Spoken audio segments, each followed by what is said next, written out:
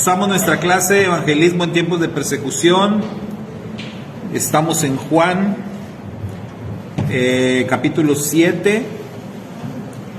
Lo último que vimos es respecto a aquellas figuras, aquellas cosas que Yeshua dijo de sí mismo. Lo último que vimos es cuando Yeshua dijo: yo soy el agua viva. Habíamos hablado del pan vivo y después hablamos del agua viva y dijimos que esa agua viva, bueno, no lo decimos nosotros, lo dice la misma escritura ahí en Juan. El agua viva, estaba hablando Yeshua del espíritu que habrían de recibir los que creyeran en él, porque ya dijimos que el agua representa muchas cosas en la Biblia, pero en este texto específicamente aclara que cuando él habla de agua viva era una referencia al espíritu que habrían de recibir los que creyeran en él.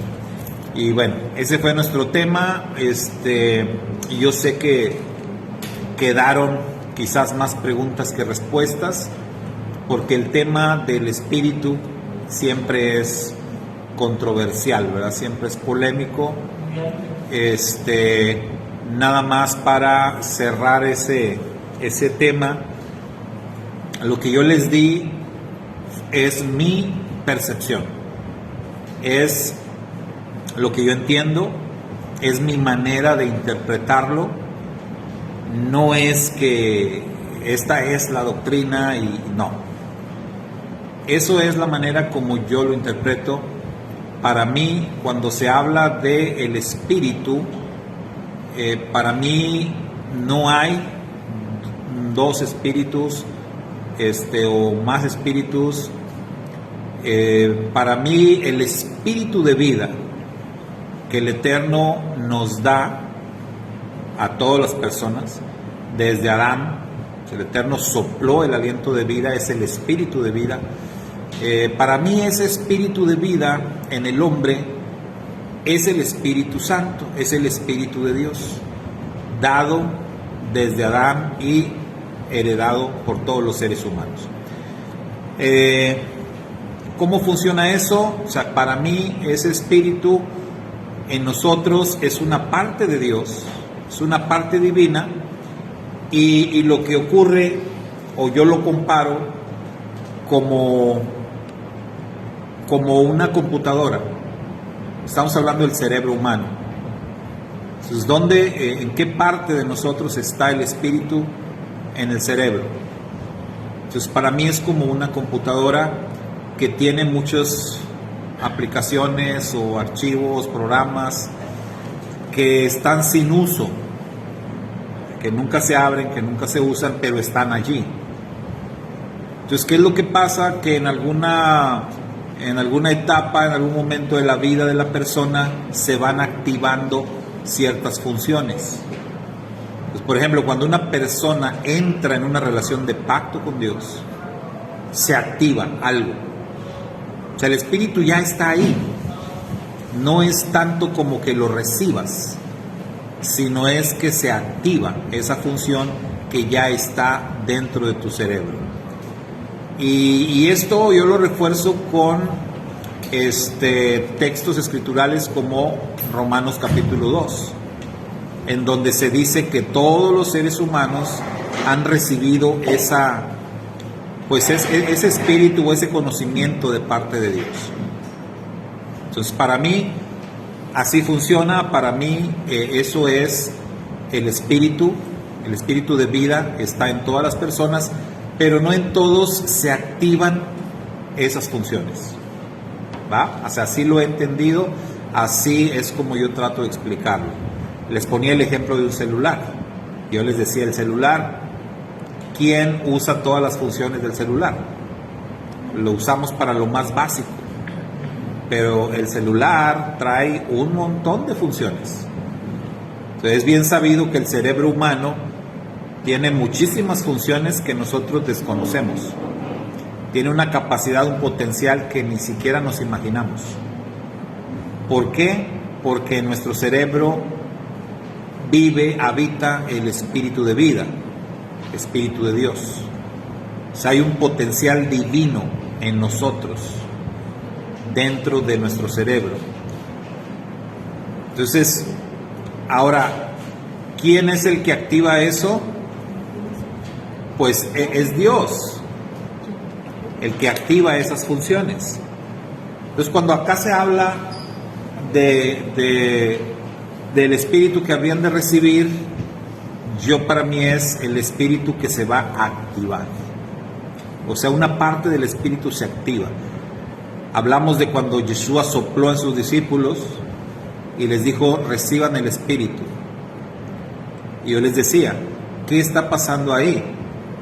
Porque ellos mismos después otra vez se dice que recibieron el espíritu en Hechos 2. Entonces la manera en que yo lo explico, que yo lo entiendo, es cuando Yeshua les dijo reciban el espíritu y sopló en ellos, es porque ellos necesitaban una activación de algo para enfrentar lo que en ese momento se venía sobre sus vidas. Y lo que se activa en Hechos 2 es como, vamos a decir, otra función más. Entonces, según el creyente vaya necesitando o se vaya enfrentando a diferentes situaciones, el poder que habita en nosotros, ese poder que dijo Yeshua, recibiréis poder, es una función o varias funciones del espíritu que se van activando en nosotros. Los dones espirituales se activan también. Son poderes, son capacidades que tú dices, es que yo no tenía esto antes y ahora lo tengo. No, siempre lo tuviste, pero no estaba activado en tu cabeza, en tu cerebro. Se activó. ¿Sí? Entonces, así es como yo lo entiendo y así es como lo explico. O sea, cómo funciona el Espíritu de Dios. Pero siempre es el Espíritu de Dios habitando en nosotros.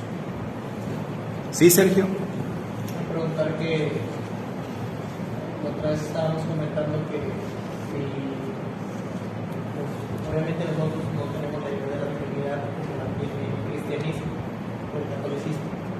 En ese caso, nosotros decimos que el Espíritu de Dios es lo correcto, pero también creo que si el Espíritu pues es de Dios, también sería como tratar de explicar como ahora sí como que el poder de Dios, porque sería muy complejo. Entonces, si es complejo descifrar pues, a Dios en sí, pues ahora imagínense pues, al Espíritu también, que es parte de Dios. En este caso, por ejemplo, los testigos lo manejan como es la fuerza de Dios, como la energía, como el poder ahora sí que Dios tiene. Sí.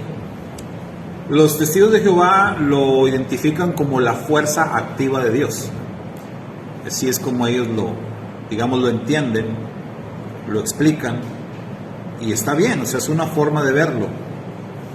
Yo les decía, yo trato de explicarlo así, utilizando algunas figuras conocidas que nos ayuden a entenderlo un poco mejor.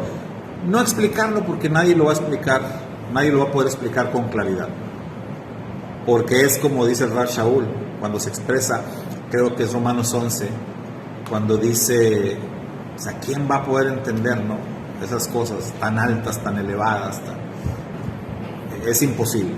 Pero bueno, tratamos de entender aunque sea un poquito. ¿Sí, hermano Carlos?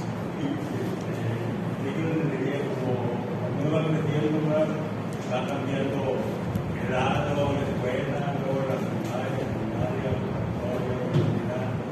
Entonces, como dice la foto Power, antes me conocía oscuramente, o me conocía así, pero ahora me veo como, ya cuando es uno mayor, o a la cierta edad, ya se ve uno como más claro, ya sé quién soy.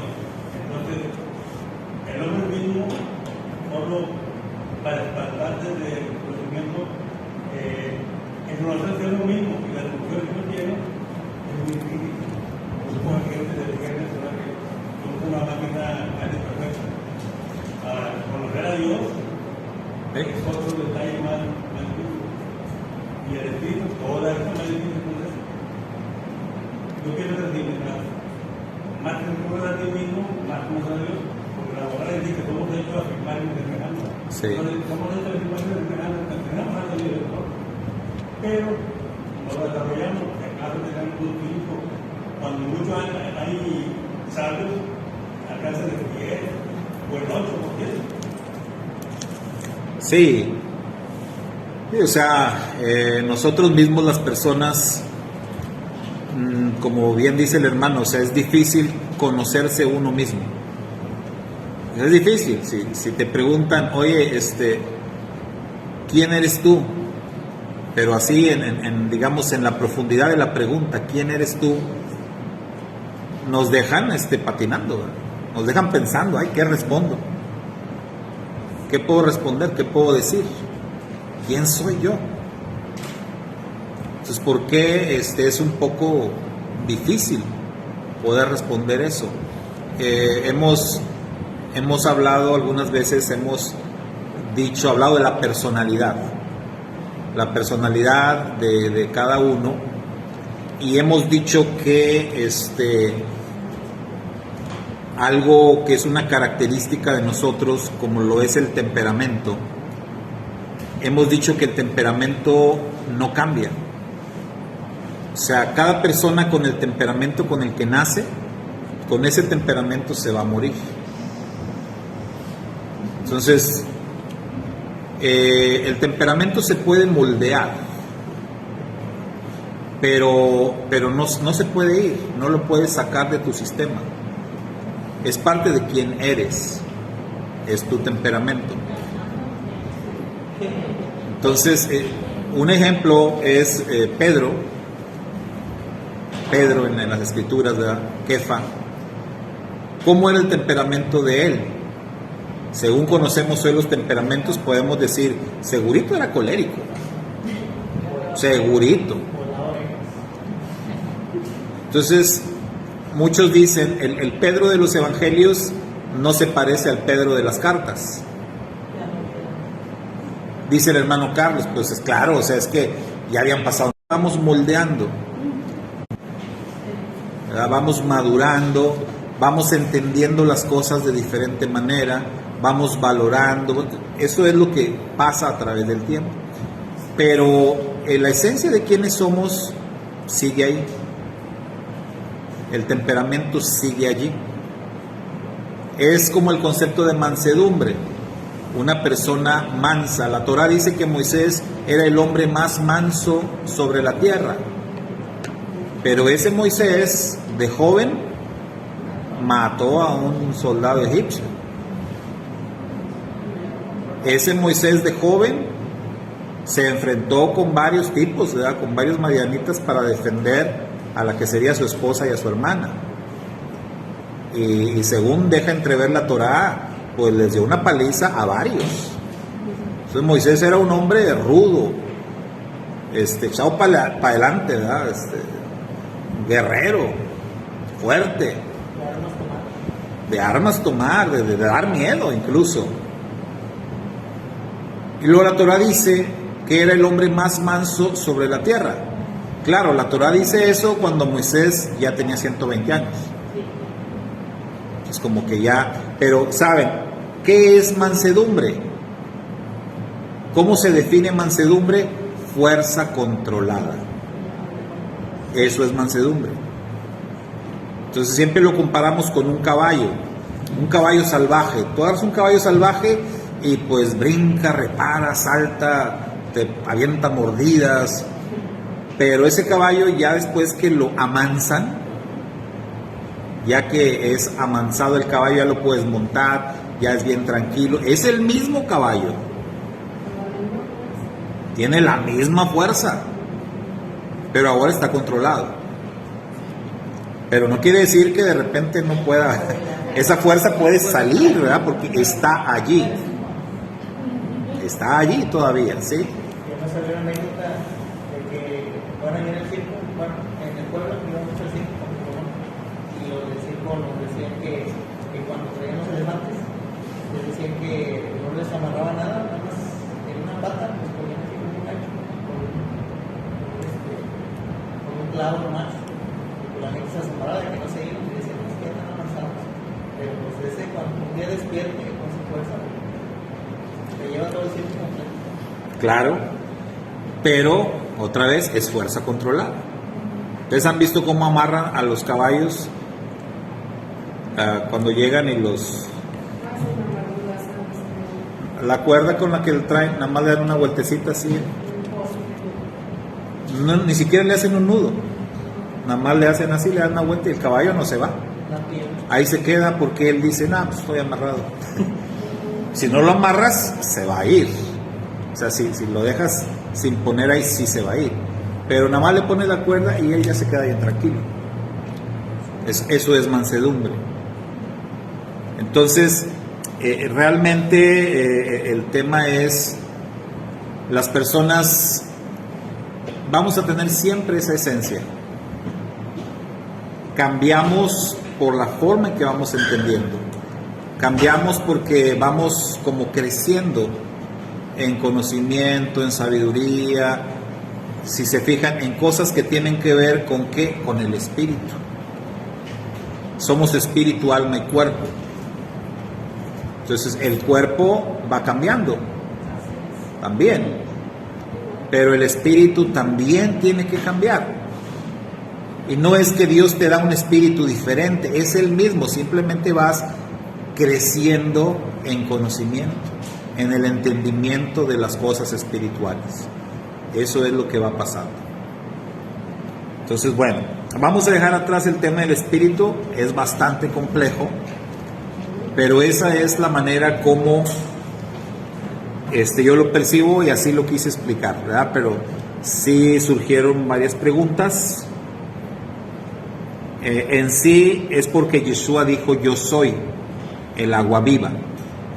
Entonces lo más importante de ahí que tenemos que entender es que Yeshua es quien nos da esa capacidad.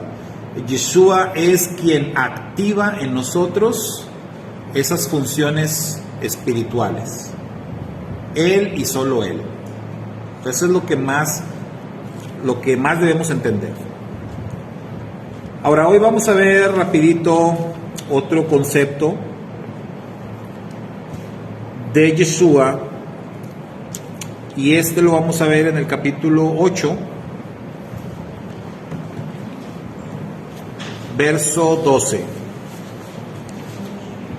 Palabras muy conocidas de Yeshua. Entonces fíjense, ya vimos a Yeshua como el pan vivo que descendió del cielo, ya vimos a Yeshua como el agua viva, y hoy vamos a ver a Yeshua como la luz del mundo. La luz del mundo, sí, o sea, yo soy la luz del mundo. O sea, recuerden, estudiamos esto tratando de entender estos conceptos, porque a final de cuentas queremos que el mundo, que la gente conozca al único Dios verdadero y a su Hijo a quien Él envió. Entonces, por eso, en la medida que nosotros conozcamos más a Dios, conozcamos más a Yeshua, tenemos pues más variantes, más oportunidad de poder presentarlos así al mundo. Entonces Yeshua dice, yo soy la luz del mundo. ¿En qué sentido es que nosotros podemos presentar a Yeshua a alguien como la luz del mundo? Pues supongamos, ustedes van a presentar a Yeshua, le van a hablar a una persona de Yeshua, pero lo van a hacer como la luz del mundo. Pues acuérdense, ya dijimos que todas las personas son diferentes, somos diferentes, y todas las personas vivimos circunstancias diferentes también. Entonces, dependiendo de la circunstancia que esté pasando la persona a quien tú le quieres hablar de Yeshua, lo quieres evangelizar, entonces dependiendo de las circunstancias que esté pasando, es como tú le vas a presentar al maestro. Entonces necesitas conocer bien a Yeshua, ¿verdad? Entonces piensen en esto. Para presentar a Yeshua como luz del mundo,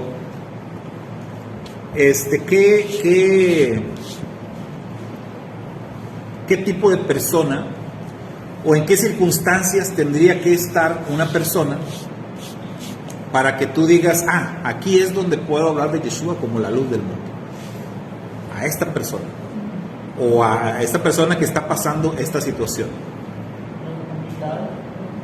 Necesita palabras de aliento. A alguien que necesita palabras de aliento. Bueno, puede ser. O sea, entendamos, vamos primero por las funciones de la luz. Ilumina. Entender el concepto de luz. ¿Okay? La luz ilumina. Es una. La luz ilumina. Es difícil caminar en la oscuridad, ¿sí o no? Sí. ¿Les ha tocado así? A veces en tu propia casa, ¿no? En tu propia casa, cuando está bien oscuro, y según es tu casa, conoces, se supone, conoces dónde están los muebles y todo, y así luego nos golpeamos, ¿o? Con algo que por ahí ya te tropezaste, ¿no? Es difícil andar en la oscuridad. Ahora, la luz ilumina. La oscuridad, que es lo contrario, las tinieblas, ¿producen qué? Miedo. Producen miedo, confusión, como ya dijimos. Te puedes perder, puedes estar desorientado, Tropiezos. no sabes para dónde vas, estrés. Sí, ¿se acuerdan la anécdota que les platiqué una vez de ¿cómo se llaman estos que escalan montañas?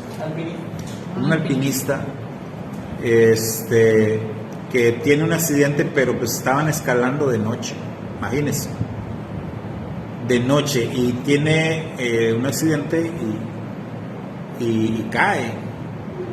Entonces está ahí luchando y ya no se puede agarrar de la montaña, ya no tiene manera de recuperarse, y está ahí colgando, ya ven de aquí donde traen el arnés, y está ahí, queda colgado, y pues ahí está, ¿y qué hago? ¿Y qué hago? Entonces pasa un rato, y pues la presión que ejerce sobre ti la cuerda, te empieza a hacer que te sofoques. Además el clima, muy frío, y él sabe que va a morir si no hace algo. Entonces ya está ahí desesperado. Después de un tiempo escucha una voz que le dice, corta la cuerda. Él escucha así esa voz, le dice, corta la cuerda. Ellos usualmente siempre traen una navaja en su equipo. Entonces, corta la cuerda. Pero él dice, no. Si corto la cuerda, pues muerte segura, ¿verdad? Voy a caer. Pero luego también pensaba, y pues sí, si no la corto, de todos modos voy a morir. Total, no la cortó y murió.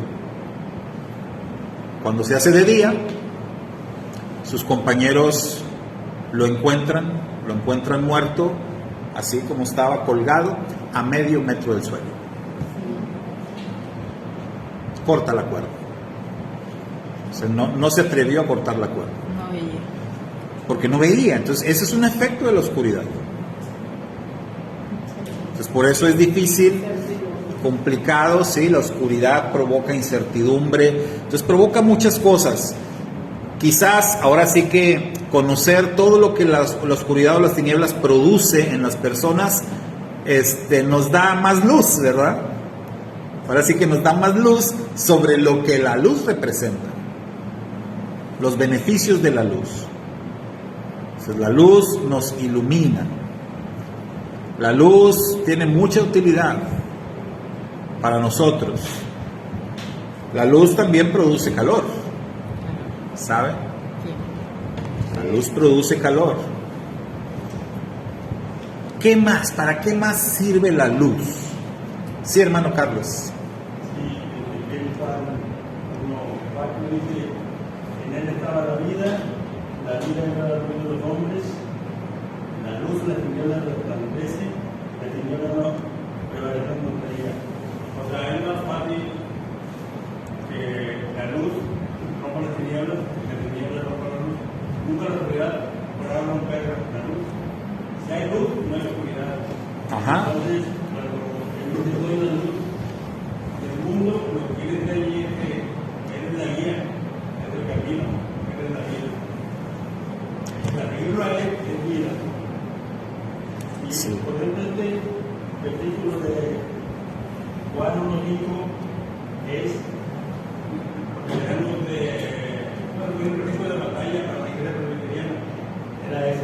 La luz de las tinieblas resplandece, y las tinieblas no prevalecen contra ella. ¿Qué significa eso? Que si nos enfocamos a las escrituras, no habrá frontera que nos detenga. O sea, con otras palabras, dice el Señor, quien hace bien, quien cumple su palabra, no hay ley que lo detenga. Así es. Y recordemos, hermanos, que los conceptos como mal, conceptos como oscuridad, que están conectados, se definen como la ausencia de. O sea, el mal es la ausencia del bien, la oscuridad es ausencia de luz. O sea, en otras palabras, la oscuridad no tiene fundamento, la oscuridad no tiene razón de ser, la oscuridad no tiene existencia en sí misma, la oscuridad no es más que ausencia de luz. Y el mal de la misma manera. El mal no tiene fundamento, el mal no existe, no existiría. El mal surge porque hay ausencia de bien. Esto es así. Entonces sí es muy contundente ese verso que decía el hermano, porque cuando la luz se activa, las tinieblas desaparecen. No tienen razón de ser, ni de existir, ni de estar, porque la luz las atropella. Ahora, ahí el texto de Juan también dice, los hombres amaron más las tinieblas que la luz. Quien no teme a la luz, porque ahí está bien, hay una parte muy interesante ahí. O sea, si tú no temes el efecto que la luz va a causar en ti, entonces tú vienes a la luz. Pero si tú temes el efecto que la luz va a causar en ti, entonces lo que haces es correr a esconderte. Como cierto bicho rastrero, ¿verdad?, que hace eso. ¿Sí saben quiénes hacen eso? Las cucarachas. Las cucarachas, mira, si tú entras a veces en un lugar donde hay cucarachas, nada más mira que esté oscuro y hasta se oye, ¿no?, las patitas, los ruidos y todo, ahí andan las cucarachas. Pero nada más préndele la luz y muy apenas alcanzas a ver que corrieron, porque hombre, se desaparecen. ¿A dónde corren? A los lugares oscuros. Son bichos de oscuridad. Entonces, la luz las ahuyenta. Y Juan dice esto que es muy interesante, ¿verdad? Que existen personas que aman más las tinieblas que la luz. Y dice, porque sus obras son malas. Y cuando tú eres una persona malvada, el efecto que la luz va a causar en ti es que va a poner en evidencia quién eres. Decíamos hace rato, qué difícil es contestar a la pregunta ¿quién soy? Pero sabes que lo que es difícil para nosotros, la luz te lo resuelve así. Si tú te paras frente a la luz pone en evidencia quién eres tú, quién soy yo. La luz nos muestra tal y como somos. Y mucha gente no le gusta eso. Ese es el problema. Entonces se dan cuenta de qué efecto de la luz les estoy hablando. Porque es un efecto de la luz quizás el más poderoso y el que más nos debe de interesar. Ese es el efecto que la luz causa en los hombres. nos desnuda, nos muestra tal y como somos. ¿Se acuerdan de Adán y Eva? Ellos se escondieron. Bueno, trataron de esconderse de Dios y trataron de cubrir su pecado. Fallaron. En todo fallaron. Fallaron porque desobedecieron, fallaron en su intento de ocultarse o de huir de Dios, y fallaron en su intento de cubrir su vergüenza. Fallaron de todo a todo. Y desde ahí nosotros heredamos esas características.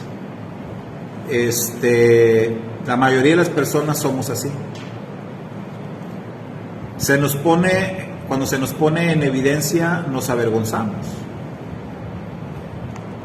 Y tratamos de escondernos. Y tratamos de ocultar nuestra vergüenza. Entonces, ese es un efecto que la luz causa. Pone en evidencia. ¿Cómo lo podemos entender? ¿Cómo lo podemos aplicar? Porque acuérdense que Yeshua dijo, yo soy la luz, pero también dijo, ustedes son la luz. En otras palabras, Yeshua llega un momento que le pasa la estafeta a sus discípulos y le dice, bueno, mis hijos, ustedes síganle con lo que yo estaba haciendo. Lo que yo hacía como luz en este mundo, ahora le toca a ustedes. Entonces, esa parte de ser luz, esa parte de poner en evidencia el pecado de las personas, ¿cómo lo vamos a hacer? ¿Cómo lo entienden? ¿Cómo lo harían? Con mucha cautela. Primero esperar que la persona nos comparta nuestra necesidad, o sea, que tenga la confianza de compartir, que de ella venga, o sea, el querer esa ayuda. Miren, ya se volteó la cámara. Ahora sí les aviso para que... Porque es un tema complicado. Ajá. O sea, llegar a señalarle a la persona sus necesidades es un tema complicado. O sea, es mejor que la persona se abra y nos comente, y nosotros en base a qué tipo de necesidad. Yo estaba pensando ahorita que vimos las definiciones de luz, ya no quedó más claro. Puede ser una persona que tenga mucha confusión para tomar decisiones, si tiene una vida social o familiar muy problemática, pues podría ser una persona que sí, obviamente necesita la ayuda de la Muy bien. Fíjense, Yeshua dijo, cuando le dijo a sus discípulos, ustedes son la luz del mundo. ¿Se acuerdan qué más les dijo?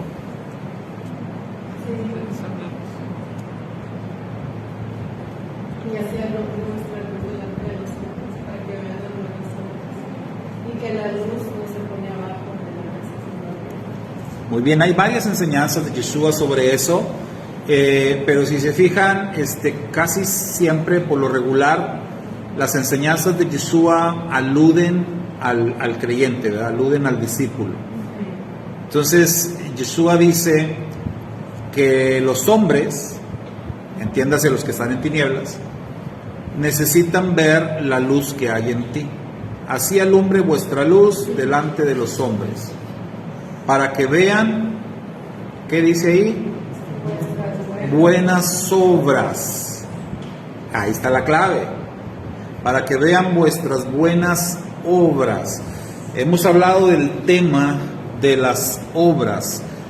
Cuando la Escritura dice buenas obras, eso es una referencia a la obediencia a los mandamientos.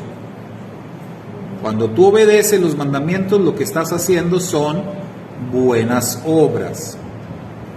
Cuando la Escritura dice no por obras para que nadie se gloríe, no se refiere a buenas obras. Se refiere a lo que el hombre hace por su cuenta, a lo que el hombre cree que debe hacer. Cuando el Eterno dice que vuestras obras son como trapo de inmundicia, no está hablando de buenas obras, no está hablando de la obediencia a la Torá, está hablando de cosas que los hombres hacen creyendo que están en lo correcto. Es como las religiones. ¿Saben cuántas religiones hay en el mundo? Miles. Una vez me preguntó una persona, ¿existe una religión verdadera? Pues la Escritura dice que sí. Pero más allá de hablar de una religión verdadera, yo diría religión correcta. ¿Existe una religión correcta? Y ahí hay que decir que sí. ¿Cuál es la religión correcta? Pues la que te dio el cielo. Porque la religión, como se define, es un esfuerzo del hombre por alcanzar el cielo, por alcanzar el nivel superior, según lo quieras ver, por alcanzar a Dios. Pero es un esfuerzo del hombre. En ese sentido, el hombre ha inventado muchas religiones, pero solamente existe una que tiene una base y que tiene un fundamento recibido directamente del cielo, específicamente en la montaña del Sinaí.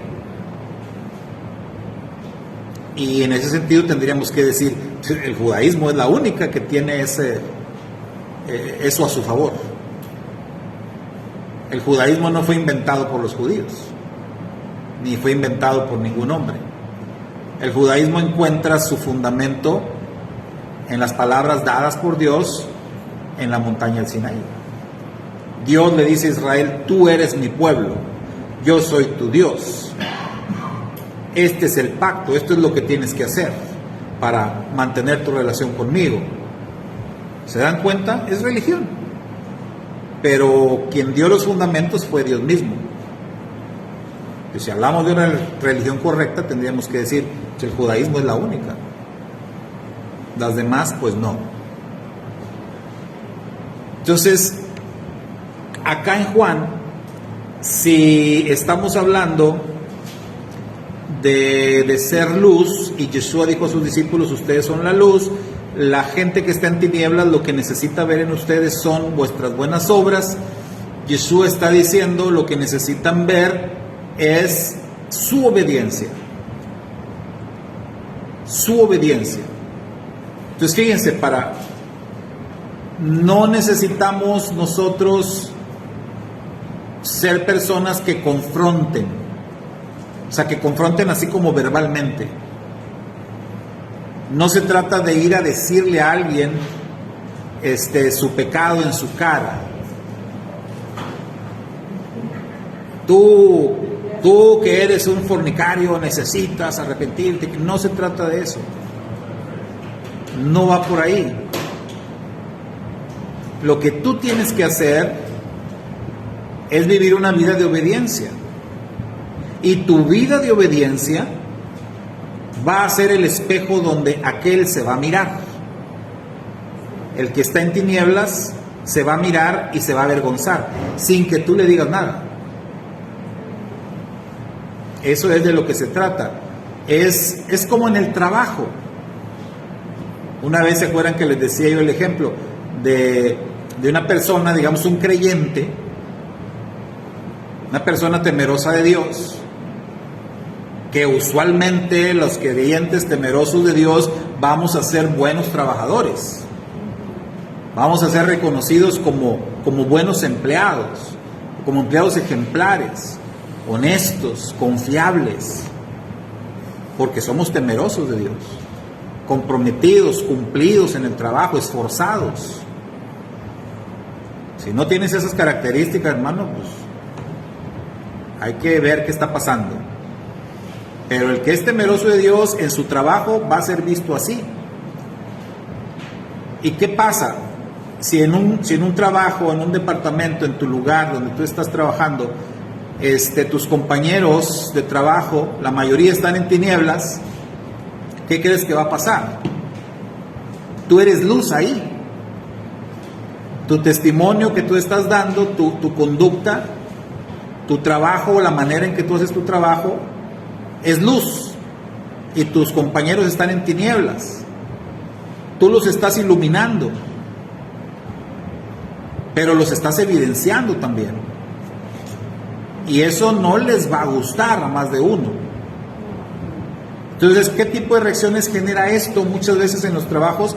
Que te ataquen, que te critiquen, que te señalen, envidias, hasta que te insulten a veces. ¿Por qué? Porque ellos se sienten atacados por ti. Tú no les estás haciendo nada. Tú estás haciendo tu trabajo, tú estás haciendo lo que tienes que hacer. Pero ellos se sienten así. Es como el que les dije, ¿no? El ejemplo de un creyente que entró a un trabajo en donde pues se esperaba y cuando entró le dijeron, mira, el trabajo se trata de esto y tienes que cumplir con este objetivo cada día, ¿no? De producción y todo. Y pues este creyente entra y le echa bastantes ganas en su primer día, viene esforzado a sacar el objetivo, a cumplir con la producción. Y sus compañeros se acercan y le dicen, hey, ¿qué te pasa? ¿Estás loco? ¿Qué tienes? ¿Por qué estás trabajando de esa manera?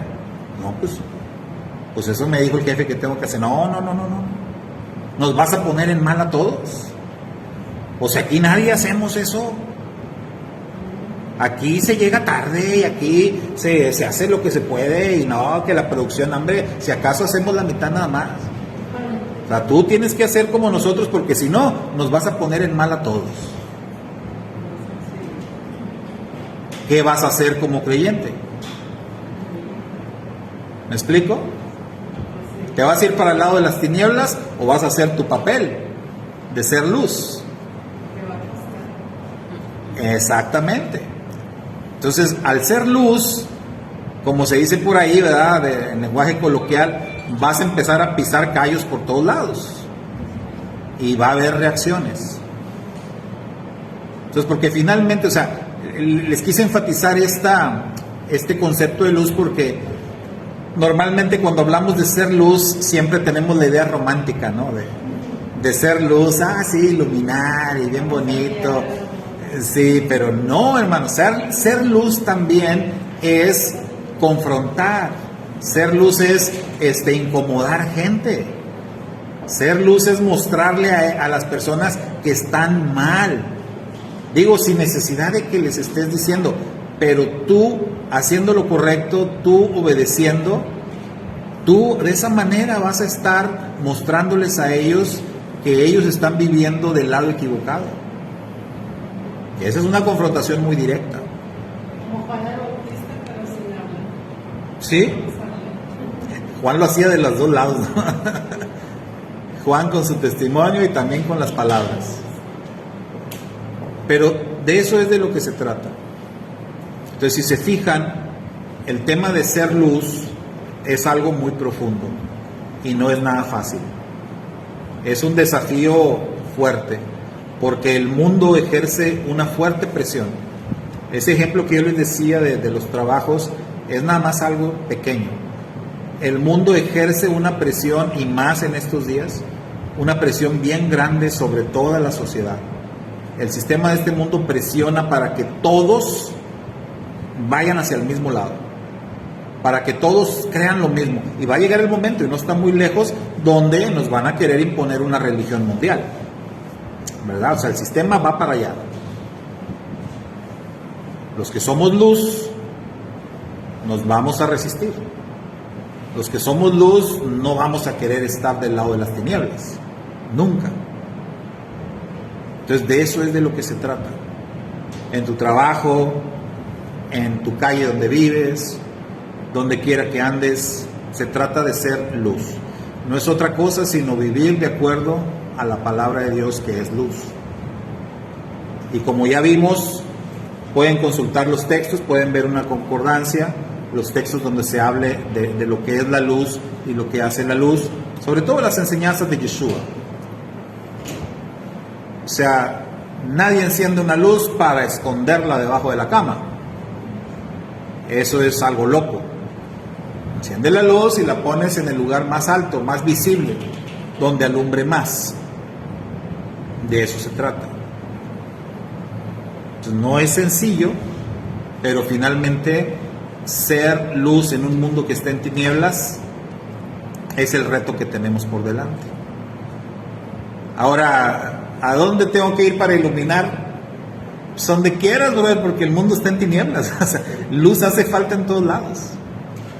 Tú nada más sé un buen discípulo, un buen seguidor de Yeshua, sé un creyente obediente, y con eso, a donde quiera que vayas, haz lo mismo y siempre vas a estar iluminando. Hermano Carlos, ¿iba a decir algo?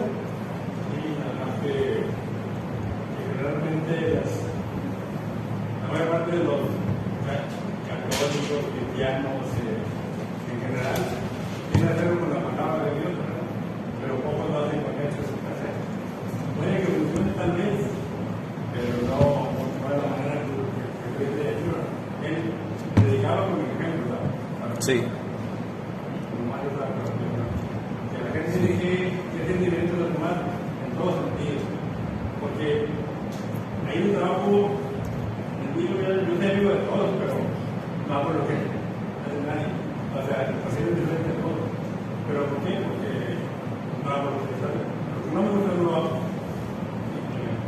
Entonces, se dan cuenta que no soy para él. Sí, mire. Todas las tardes que dice a escuchar ahí frente a la. Digo, no, yo no puedo hacerlo, no va conmigo, no me gusta. Tiene un mal, no puedo, no. Dice, luego me dice, no, una cerveza no hace daño. Digo, sí, así empezaron los drogadictos, los borrachos, los fumadores, etc. Sí, para eso, Para eso hay que ser más todavía, hay que más sí, se requiere mucha sabiduría para poder tener el equilibrio que se requiere. Porque por un lado, somos llamados a hacer luz, pero por otro lado, no se trata de aislarse. O sea, cuando Yeshua dice... Sí, o sea, cuando Yeshua dice, nadie enciende una luz para meterlo debajo de la cama, ese sería la persona, como decía el hermano Carlos, la persona que pretende predicar con la palabra de Dios, pero no con el ejemplo. O sea, ese es como el que quiere encender la luz, pero esconderla. Entonces, no te van a creer. Así eran los fariseos. Por eso Yeshua decía, pues hagan lo que ellos dicen, pero no hagan lo que ellos hacen. Está bien raro eso, ¿no? Pero así era con los fariseos. Yeshua decía, ellos enseñan muy bien. O sea, la teoría la tienen bien dominada. Nada más que pues no los vayan a imitar en lo que ellos hacen, porque ellos dicen pero no hacen. Si el concepto equilibrado y completo es que tengas el conocimiento, pero que tengas la práctica, ¿verdad? O sea, de eso es de lo que se trata. Eso es ser luz de una manera plena. No es fácil, pero es un método muy efectivo para evangelizar, o sea, para dar a conocer a Dios y a su Hijo. Bueno, hasta aquí le dejamos por hoy. Bendiciones a quienes nos acompañaron a la distancia, hermana Norma, Atilano, hermana Poli. Ya los vieron hace rato que se volteó la cámara. Bueno, shalom, nos Shalom, vemos hasta la hermanos. próxima.